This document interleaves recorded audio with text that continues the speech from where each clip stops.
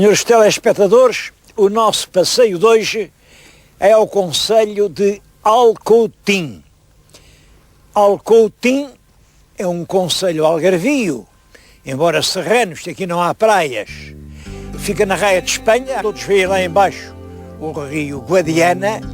Vêem-se agora muitas canoas ali no Guadiana. É a rapaziada aqui de Alcoutim que está a fazer uma regata. Os limites do concelho são, ao norte, Mértola, depois Almodóvar, Loulé, Tavira e Castro Marim. Portanto, um concelho no norte do Algarve. O concelho é grande, vamos percorrê-lo, tem muita história. Aqui na nossa frente avistam o Castelo de Alcoutim, um castelo onde aconteceram coisas importantes. Vamos hoje dar um passeio pelo passado e pelo futuro de Alcoutim.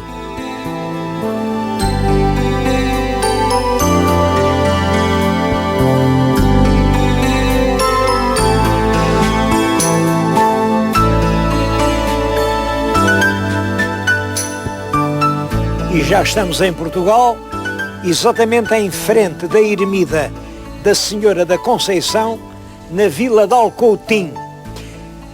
Este concelho de Alcoutim é um concelho muito grande. Tem 577 km².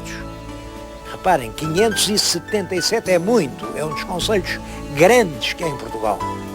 Bom, o pior é que só tem cerca de 3.800 habitantes. Nesse sentido, é um dos concelhos mais pequenos que há em Portugal. A densidade de população aqui é de cerca de 7 habitantes e meio por cada quilómetro quadrado. Bom, 7 habitantes e meio é a população de um lar, aqui é a população de 1 quilómetro. Recordo aos senhores telespectadores que têm seguido com alguma atenção estes programas, que no programa anterior lhes falei em Odivelas, um concelho que só tem 28 km², reparem, 28 em vez de 577, e que tem 150 mil habitantes. Vejam, 150 mil em vez de 3.800.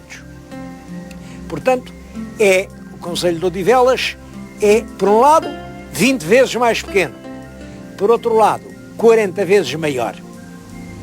É claro que pode parecer pueril eu estar aqui a fazer comparações com um concelho que fica mesmo às portas de Lisboa e que está cheio de gente que trabalha em Lisboa, e aqui neste concelho que fica cá nos confins do Alentejo, isto já até é Algarve, numas serranias que nem têm praias, é o interior do interior.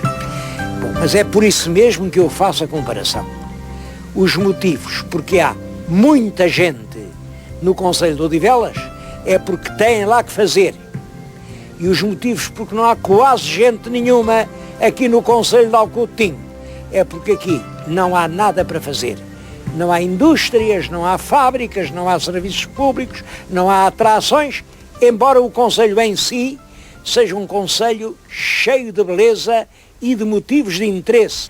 Olhem, para começar, esta ermida da Senhora da Conceição. Esta ermida é uma espécie de passado falante. Começou no século XIV, primeiras referências, do século XIV aos alicerces, e talvez este adro. 200 anos depois, Dom Manuel refê-la toda de novo, este pórtico é manuelino.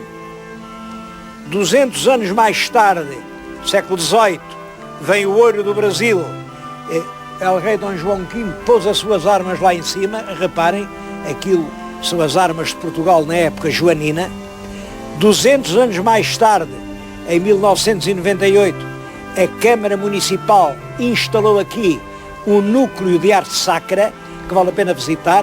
Quer dizer, de 200 em 200 anos, este edifício muda de pele e tem para nos mostrar todo esse seu longo passado.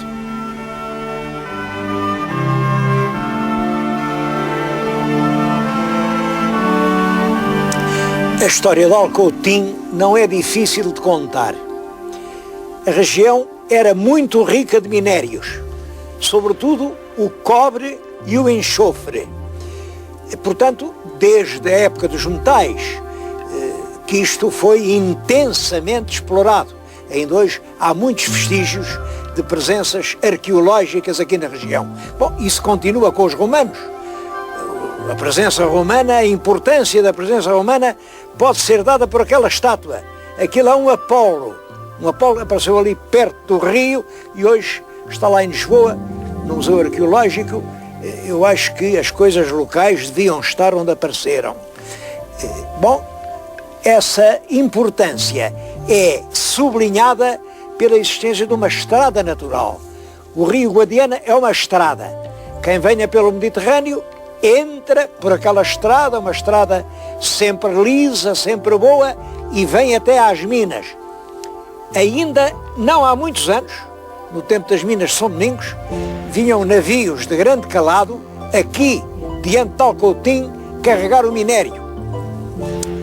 É claro que essa história sofre um grande golpe com a conquista cristã aos mouros, quando isto deixa de estar na posse dos mouros, passa para o domínio cristão, isto passa a ser uma região da ordem dos espatários, que matavam toda a gente, e é por isso, estou-lhes agora a falar, num monte abandonado.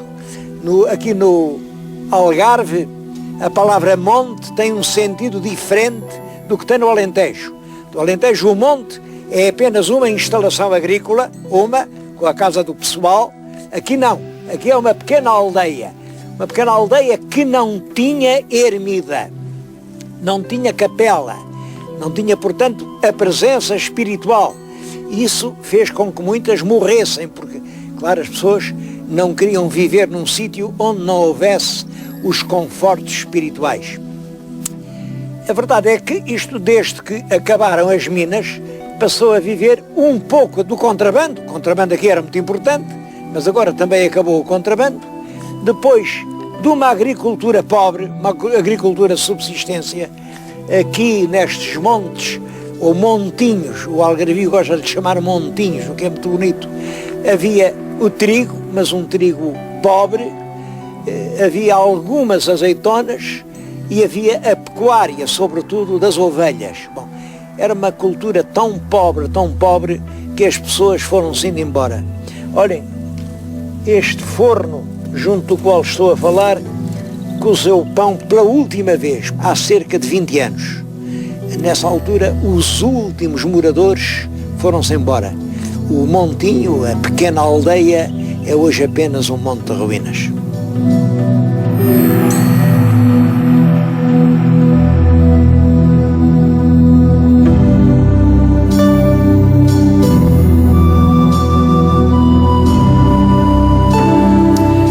Os motivos dessa rápida descida da população são fáceis de compreender. Primeiro, é claro que o campo deixou de compensar. Esta pobre agricultura, com um homem um ano inteiro atrás de uma ovelha, tudo isso acabou definitivamente. Por outro lado, aqui no Algarve, deu-se um outro fenómeno muito importante. É que a praia lá embaixo, o litoral, funcionou como uma ventosa.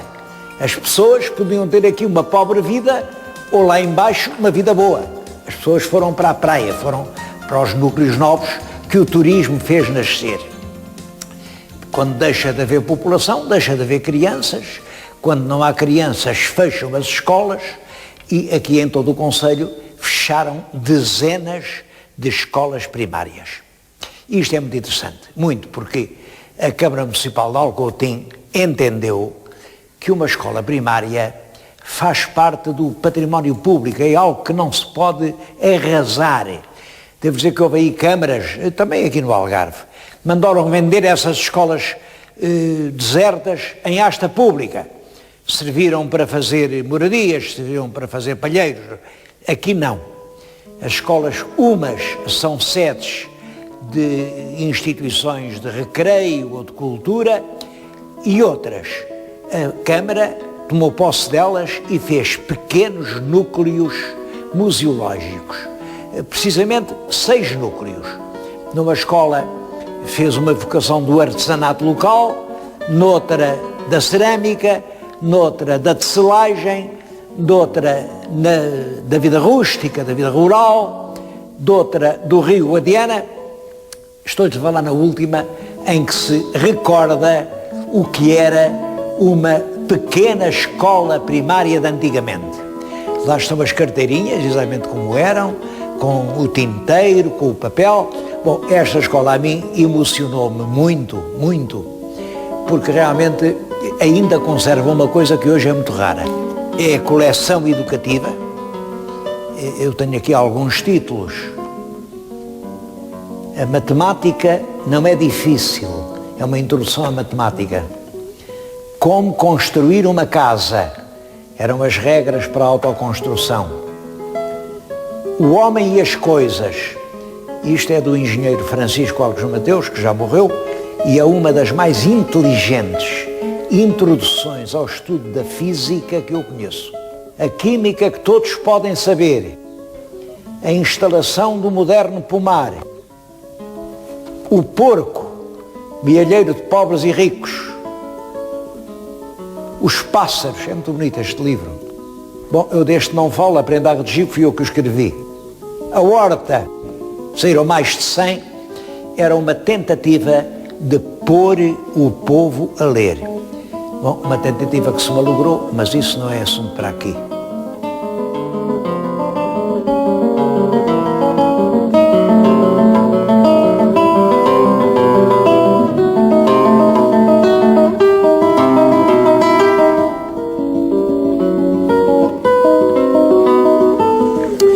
Bem, mas é claro que o facto mais importante que até hoje aconteceu em Alcoutim foi o famoso Tratado de Alcoutim, de 31 de março de 1372.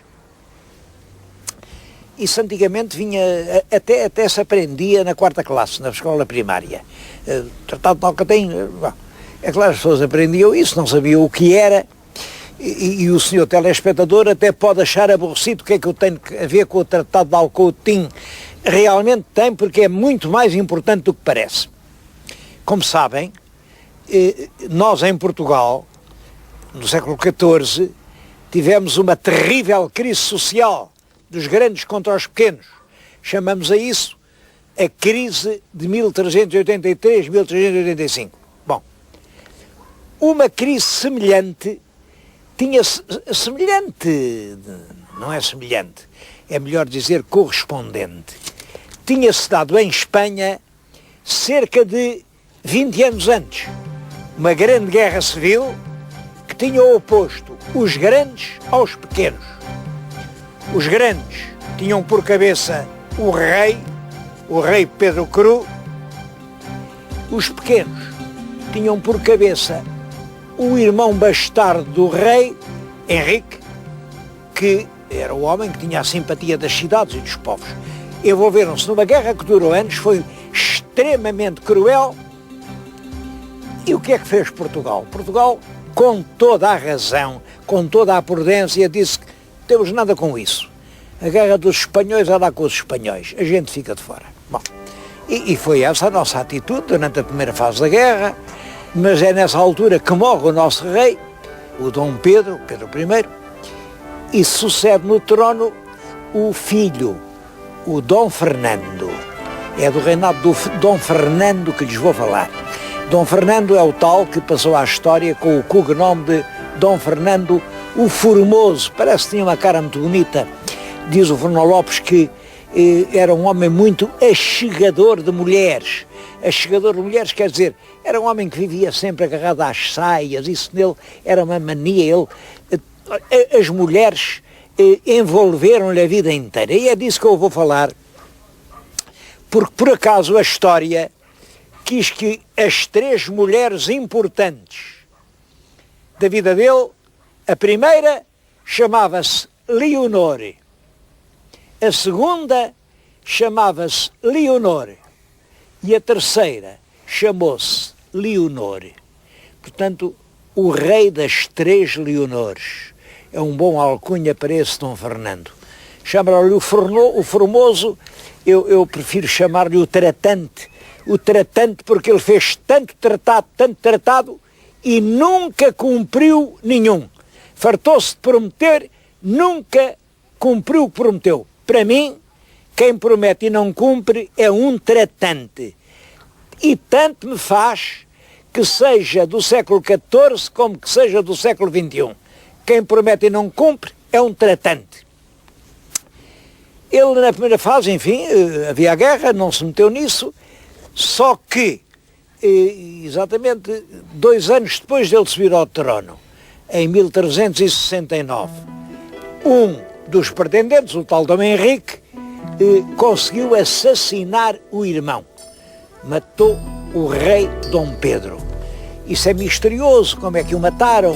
Foi numa tenda de campanha, o certo é que lhe espetaram um punhal no coração, ninguém sabe quem foi, mas o Dom Pedro morreu. Dom Pedro morreu, portanto, ficou rei o Dom Henrique. Dom Henrique II, é o Henrique de Trastâmara. Só que aí o rei de Portugal tomou uma atitude extraordinária. O rei, em vez de se manter neutral, diz, não senhor, agora o rei sou eu.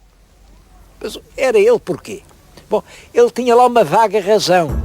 É que ele realmente era bisneto do rei Sancho IV e era o último bisneto legítimo do rei Sancho IV. O verdadeiro rei de Castela, o Henrique II, também era bisneto, mas era bisneto pela mão esquerda, era bastardo. O nosso era legítimo. Portanto, ele disse, o rei sou eu. Fez uma aliança com os mouros de Granada, e fez uma aliança com o rei do Aragão. A aliança do rei do Aragão era assim, olha, eu caso com a tua filha, era a infanta Dona Leonor, e eu dou todo o dinheiro que quiseres. Isto é uma altura em que Portugal tem muito dinheiro, mas tu dás-me 3 mil homens de armas, que eu pago tudo, e eles vêm fazer a guerra a meu favor. Bom, assim se faz. Ele combina casar com a Dona Leonor de Aragão, alia-se aos mouros, com essa força toda invade a Galiza, chega à Corunha, mas o rei de Castela também não estava a dormir, foi atacá-lo à Corunha, ele fugiu da Corunha para o Porto, o rei veio para o Porto, ele fugiu do Porto para Coimbra, o rei de Castela vem, ele foi sempre fugindo, o nosso rei não sabia se não fugir, que vergonha, mas foi assim, até que foi obrigado a fazer a paz com o rei de Castela. A paz veio-se fazer aqui no Castelo de Alcotim, e a paz era assim, pronto, o nosso rei já não casava com a Dona Leonor, filha do rei do Aragão, agora o nosso rei casava com a Dona Leonor, filha do rei de Castela. Ficávamos aliados de Castela, portanto, do lado da França contra a Inglaterra, e quanto às terras que cada um tinha tomado, quanto aos prisioneiros, devolvia-se tudo, passava tudo à estaca zero, prometíamos viver em boa paz. Bom, e mais do que isso, o rei de Castela nisso foi muito simpático, disse que se esse casamento se fizesse, até dava ao rei de Portugal algumas cidades da fronteira. Dava-lhes realmente Ciudad Rodrigo, Valência de Alcântara, Alhariz, lá em cima no Minho, Portugal ficava maior. Bom, isto era uma boa ideia, só que nessa altura o nosso bom rei Dom Fernando apaixona-se por uma terceira mulher. Essa parece que era lindíssima, mas também só tinha aquele palmo de cara. Era uma portuguesa, chamava-se Leonor Teles. O problema é que ela já estava casada. Estava-se casada com um fidalgo da Beira chamado João Lourenço da Cunha. Bom, mas o rei não se atrapalhou muito. Uma mulher muito bonita, não perde nada por ser casada. E ele arranjou uns padres, uns clérigos, disseram, bom, está casada, mas está mal casada, porque ela ainda era parente do marido, lá muito antiga, e portanto precisava de dispensa do Papa, não pediu a dispensa, portanto o casamento é nulo, se o casamento é nulo é como se ela fosse solteira, e o rei resolveu casar com ela, com a terceira Leonor da sua vida. Com isso, perdeu o direito ao dote da segunda Leonor. Portugal deixou de ampliar as suas fronteiras. Imaginem, Valência de Alcântara, Ciudad de Rodrigo, Alhariz, tudo isso seria hoje português. E o rei casou pela lindíssima mulher pela qual estava apaixonado. Bom, só que, como sabem, o povo não gostou. O povo não achava bem que o seu rei casasse com uma mulher casada. Isto é o que agora se diz. A minha opinião é outra. Essa mulher, Dona Leonor Teles de Menezes, fazia parte da mais alta nobreza portuguesa. E o povo pensou, e pensou bem, que o rei ficava assim nas mãos da nobreza. E por isso sublevou-se. Há grandes manifestações populares em todo o reino, multidões que vêm com as suas armas, com as suas enxadas, com as suas alfaias do trabalho, a dizer não pode ser, não queremos. Mas não ganharam nada com isso. O casamento fez-se lá em cima em Lessa do Balio, sem o povo saber, e todos os chefes da revolta popular foram presos e viram o pescoço cortado à machadada pelos verdugos do rei. Esse terceiro casamento é o que põe contra Dom Fernando toda a massa popular do país. Como sabem, pouco depois o rei morre e todo o povo é contra a ideia de Leonor Teles regente, contra a ideia da filha de Leonor Teles ser rainha, e todos aclamam o mestre Davis, Dom João, rei de Portugal.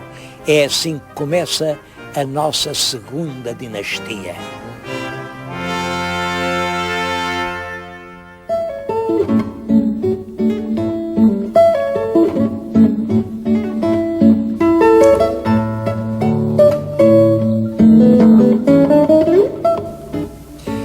Mas há muito mais para ver e para provar aqui em Alcoutim.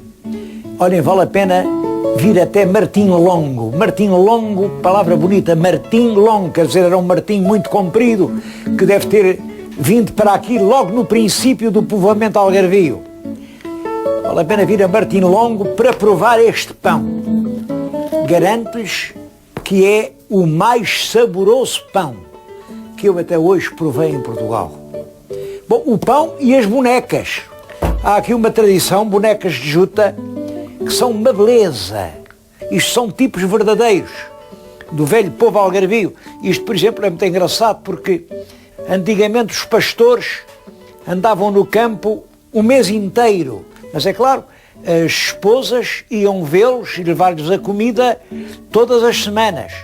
Levavam o menino ao colo e, naturalmente, quando voltavam já traziam outro menino, e foi assim que o Algarve nunca se acabou.